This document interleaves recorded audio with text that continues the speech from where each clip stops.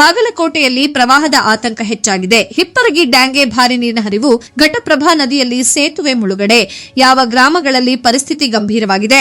ಮಹಾರಾಷ್ಟ್ರ ಬೆಳಗಾವಿ ಹಾಗೂ ಪಶ್ಚಿಮ ಘಟ್ಟ ಪ್ರದೇಶಗಳಲ್ಲಿ ನಿರಂತರವಾಗಿ ಸುರಿಯುತ್ತಿರುವ ಭಾರೀ ಮಳೆಯ ಪರಿಣಾಮ ಬಾಗಲಕೋಟೆ ಜಿಲ್ಲೆಯಲ್ಲಿ ಪ್ರವಾಹ ಭೀತಿ ದಿನದಿಂದ ದಿನಕ್ಕೆ ಹೆಚ್ಚುತ್ತಿದೆ. ಮೊದಲು ಕೃಷ್ಣಾ ನದಿಯ ವಿಚಾರಕ್ಕೆ ಬರುವುದಾದರೆ, ಕಳೆದ 12 ಗಂಟೆಗಳಲ್ಲಿ ನದಿಯ ಹರಿವು ಸುಮಾರು 15,000 ಕ್ಯೂಸೆಕ್ ಹೆಚ್ಚಳವಾಗಿದೆ. ಪ್ರಸ್ತುತ ಹಿಪ್ಪರಗಿ ಡ್ಯಾಂಗೆ 1,34,000 ಕ್ಯೂಸೆಕ್ ನೀರು ಹರಿದು ಬರುತ್ತಿದ್ದು 1,33,000 ಕ್ಯೂಸೆಕ್ ನೀರನ್ನು ಹೊರಬಿಡಲಾಗುತ್ತಿದೆ. ಇದರ ಪರಿಣಾಮ ಜಮಖಂಡಿ ಹಾಗೂ ರಬಕವಿ ಬನಹಟ್ಟಿ ತಾಲೂಕಿನ ನದಿ ತೀರದ ಗ್ರಾಮಗಳಲ್ಲಿ ಪ್ರವಾಹದ ಆತಂಕ ಎದುರಾಗಿದೆ.